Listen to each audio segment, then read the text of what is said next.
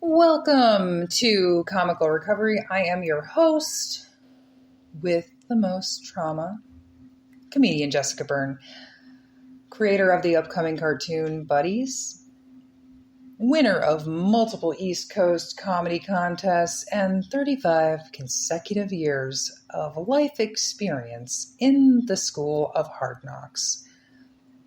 Subscribe. Hit the like button for recognition. Tell all your friends about your new addiction, because sharing is caring.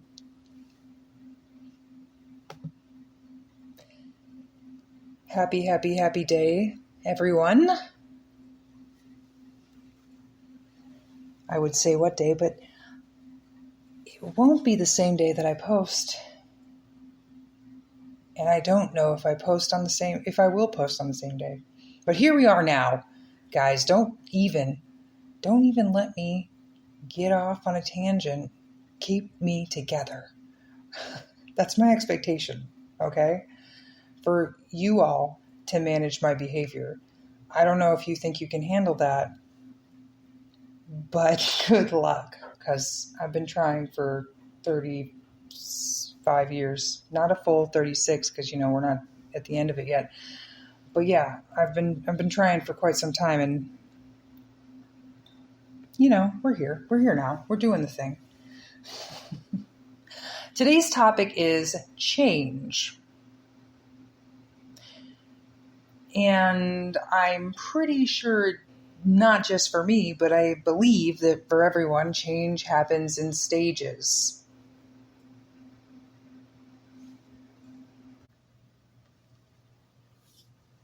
With sobriety, for me, it happened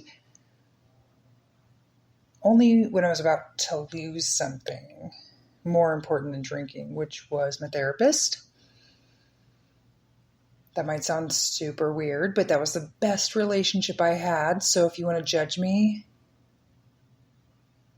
actually put it in the comments, because I'd be real curious what your judgments are for comical reasons. I feel like that'd be interesting feedback. But yeah, so, I like therapists. That's what I do. I don't trust someone that doesn't have a degree. I really don't. If you're not educated,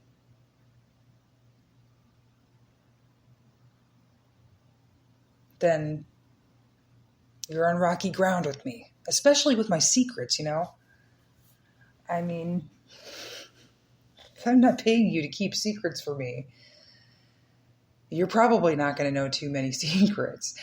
All right. Yeah. So I was about to lose my therapist. She gave me an ultimatum, and I'd been seeing her for 5 years, and that's definitely the longest relationship with another human being I've had that's healthy and helpful. So I quit drinking because I wanted to see her again.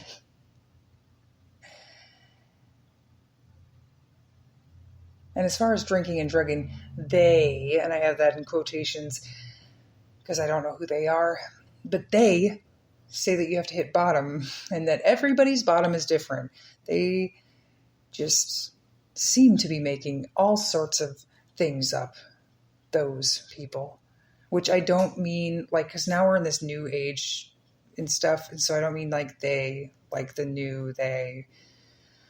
Oh God, help me. I'm just going to stop while I'm ahead, because I meant they as the government and those rule-making people, just to be very clear and specific. So moving on dragging myself out of that hole that I just started dabbling to dig. This topic is not about drinking. Today's discussion is simply about change. I just used that as an example, and my quirky personality, bleh, it just, bleh, there it is. It's out. It's there. It can't be contained. It's not containable. It's not good at being contained. Anyways, change. That's the topic today. 6 stages of changes, guys. There's 6 stages of change. No matter what it is you want to change. It's pre-contemplation, contemplation, preparation, action, maintenance, and here's the juicy end. It's relapse. Like I said, this isn't about sobriety. It's actually just about changing a habit or an action or a behavior or a thought. Isn't that an interesting idea? You can relapse in changing your thoughts. I just came to that revelation right now as I'm talking to me. I'm talking to you, but you know, I can't see you, so I feel like I'm talking to me. Anyways, back on track, little Jessica. Okay, back on track. I was looking for information because there was something I stumbled upon. There we go. That's the juicy meat and potatoes. I stumbled upon another diagram that had the stages of change, and it also called relapse a reoccurrence, which I like a lot better. But the point is, whatever we try to change, reoccurrence or relapse doesn't have to be a part of that. However, it is a portion of the cycle that anyone can fall into. It's a stage in the cycle that anyone has a choice and opportunity to have happen. So maintenance is a stage I personally could use some work on, because the reoccurrence thing happens with smoking or eating or whatever.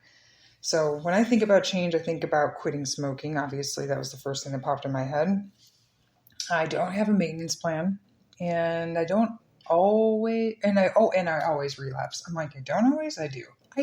It's true. I always relapse for smoking cigarettes. I have in the past.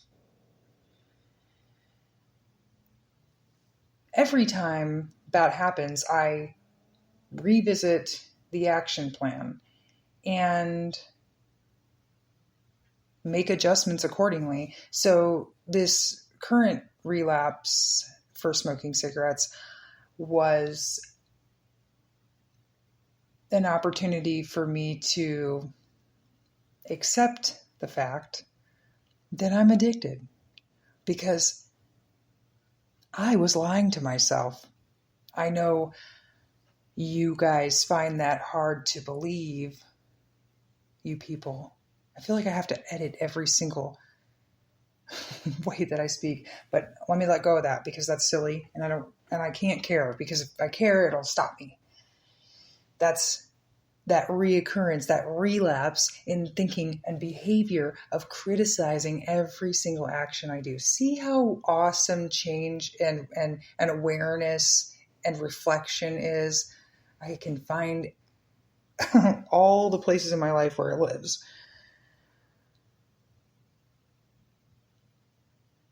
So changing and avoiding that relapse, that maintenance, is what helps. So back to quitting smoking, because that's the most relevant thing that I can make an example of.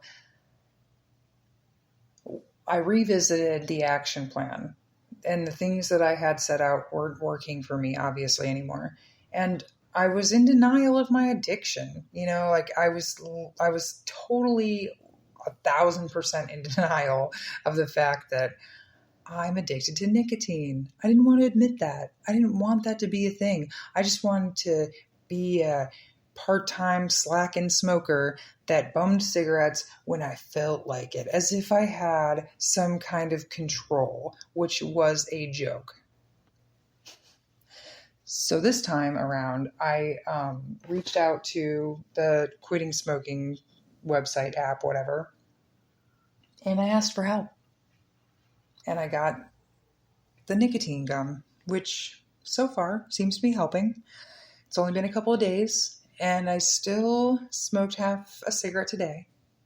But it was only half, and it wasn't 3, and I was just hanging around smokers, so that is a huge deal.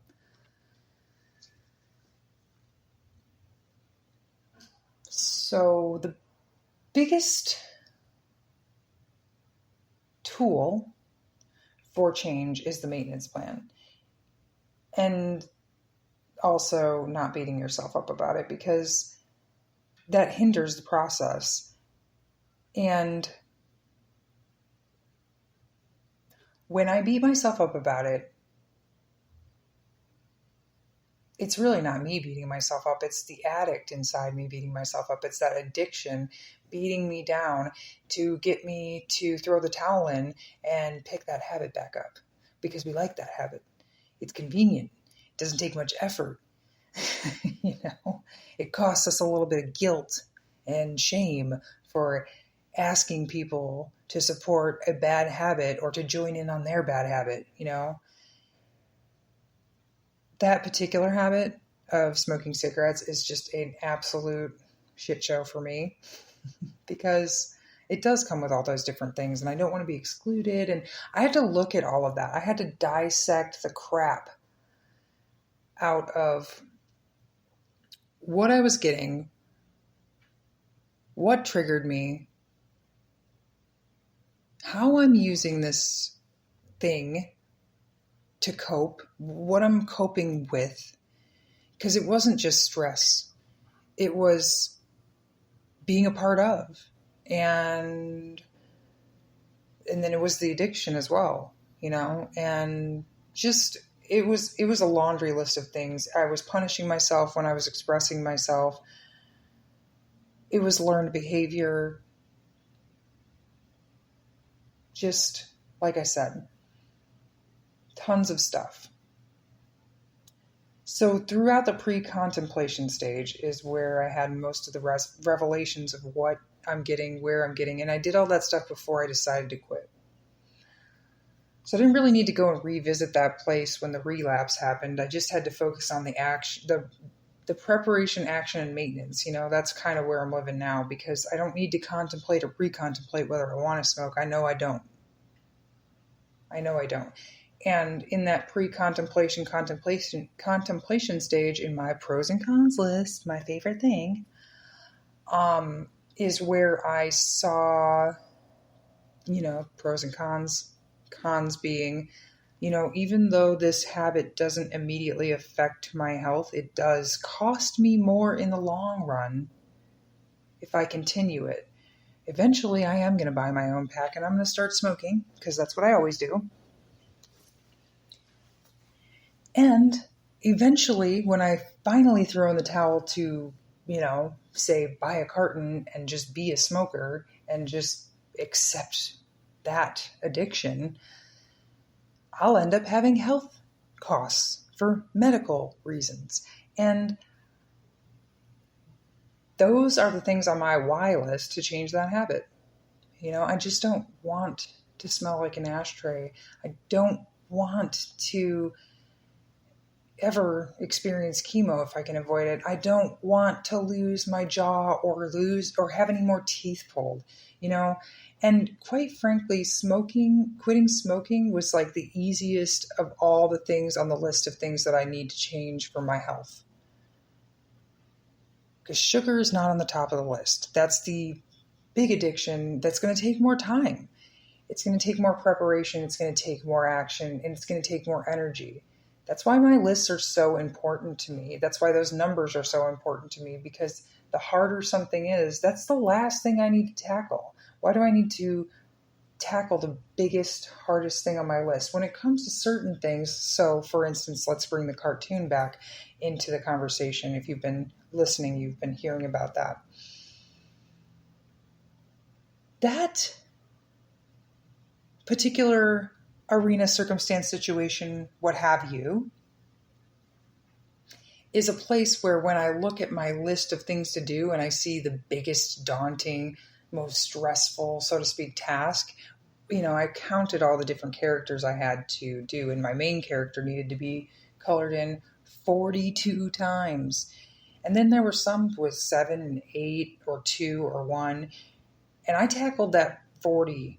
I tackled the main character first because it was the most daunting thing on the list. It was going to take the longest amount of time. And then everything from there would be easier, That's a different thing. That's not the same as tackling my sugar habit and trying to schedule a meal prep day when I also am launching a podcast and finishing a cartoon and quitting smoking, or I'm swapping and not quitting smoking because I'd rather tackle that. There's so much more preparation that goes into the change of my eating habits than there is of the simple task of stopping smoking cigarettes and finding new coping skills when those stresses show up. And it also allows me a practice, a place to practice using and learning and becoming aware of what kind of coping skills will work with what kind of situations. Because when someone pisses me off, I might have a different coping skill that works than when I just want to be a part of the crowd. So every little tiny change that's not super stressful to make is an opportunity for me to start learning skills and tools to use when it's time to change and maintain the change in big, daunting tasks.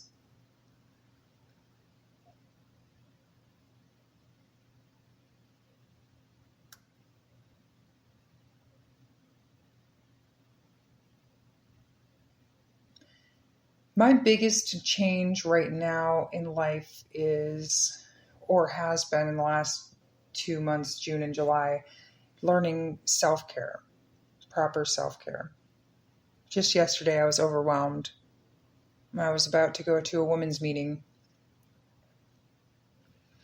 I could feel my anxiety building and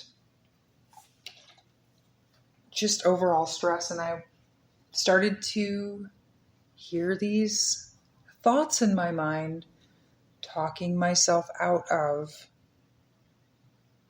going to this meeting or doing anything for that matter, because it was just, that's the headspace I can get into from anxiety. So I sat myself down and I try to take those moments like I'm talking to my inner child, because I am. I ask her what she needs and what's wrong. And on occasion, she has the words, but most of the time she doesn't. And when she doesn't, we lay her down for a 20-minute nap. Even if we don't sleep, she still needs to lay down. So that really helped me in calming myself down. There's not always time for a 20-minute nap. Maybe just 5. Maybe it's just listening to affirmations. But whatever it is, it's always about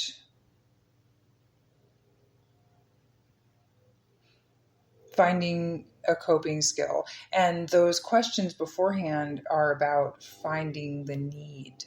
What is it that I need? Do I need comfort? Do I need camaraderie? Do I need food? What is it that I need? So that is what I appreciate about the process of change, is reflecting and seeing where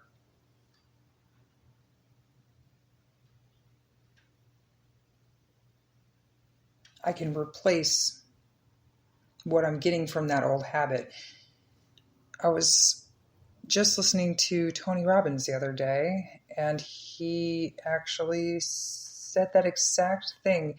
We have these habits, and we just continue the habits instead of replacing them with a different habit that serves us better.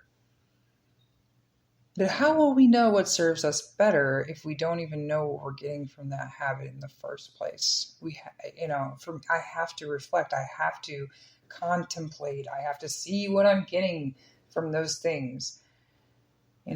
So contemplation is acknowledging that there's a problem, but realizing that you're not ready yet and not sure of what you want, or lack the confidence to make that change. Then there's preparation, which is also in the category of determination. So it's getting ready to change, making the plan. For me, it was getting the gum and, getting all those things in place to have the proper support for the change. Action/willpower is where the behavior is changing, and the maintenance is maintaining the behavior, of course. Let's see. Yeah. Pre-contemplation, contemplation, determination, action, relapse, maintenance, repeat. That is how the cycle of change works. And on the particular chart I was looking at, you exit or re-enter at relapse or determination. And like I said earlier, that just really made me understand that I need to focus on the maintenance, and so if I can just rotate between determination, action, and maintenance, I probably have a better chance of hanging on to that new habit.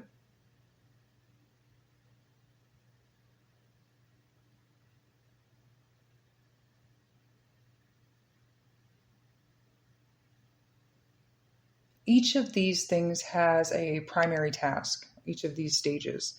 So the pre-contemplation has a primary task of just raising awareness. Contemplation, the primary task is resolving ambivalence, which is the wavering back and forth to decide, and helping to choose the right change. Preparation, the primary task is to help identify appropriate change strategies. Action, it's all about helping implement the strategies to learn to eliminate potential relapses. The reoccurrences are to cope with consequences and determine what to do next. Maintenance, the primary task is to develop new skills for maintaining recovery. And that's the good side of reoccurrences or relapse, so to speak. I mean, it sucks, but it is an opportunity to cope with the consequences and determine what to do next. And to see what holes were in the plan in the first place. What obstacles weren't thought of.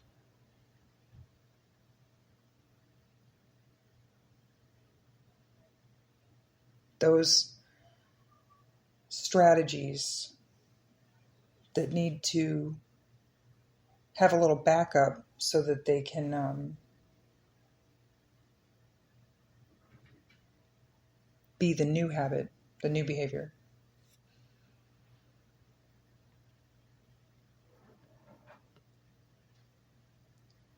So the action plan is the most important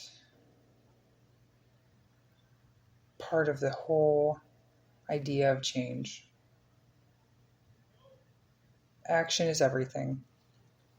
You can learn everything, but if you don't put it in action, it's just wasted, useless information and added frustration. Pretty sure I've said that before, but it's the truth, and knowing the why of knowing your reason behind the change, why you're doing it, and attaching it to an emotion is like the catalyst for maintaining change. At least for me, because I know that without sobriety and having made that change, oh, goodness sakes, I wouldn't have a therapist, and I wouldn't have a good attitude about life. I wouldn't have an open mind and willingness to try new things. And that's really all change is about. It's about experimenting, being curious, and playing around with the outcome that comes from doing something different, in my opinion. So, chew on that. Let me know what you think. Is it chewy? Is it soft? Is it hard? Does it have a good flavor? This topic of change. Thank you to all of you joining me. I think it's quite apparent that my insanity has crept in to the conversation. So in honor and light of the topic of change, I'm going to let you go do an action, and I'm going to go do some action too. I don't know what that means, but I hope you're having a great day and a wonderful week. Thank you for listening, sharing, and subscribing, as well as passing me around like the tastiest blunt. Remember, laughter is the best medicine, and sharing is caring. So I will see you next time for more comical recovery with your friend and host, Jessica Byrne. I wish you all a great rest of your week and an abundance of healing for your future.